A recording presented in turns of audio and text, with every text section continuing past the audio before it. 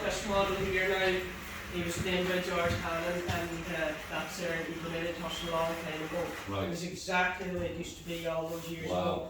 And he would have painted those paintings as well, like there was Yeah. about 9 of them in the Pretty much set an here. enthusiast then. Oh, a real And when was he enthusiast. around? What type of time was he around then? The 40s, 50s?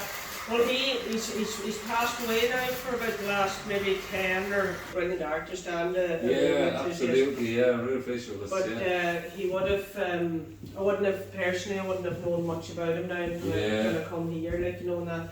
But it was just, When was the train station closed then? 1959, over 60 years ago now, 63 years ago. And was it in Rondare or was it still different? No, I'll tell you now, there were, it was kind of, it was a group of people who come together, but it was originally that decided to open up the railway here in Donegal, like, you know,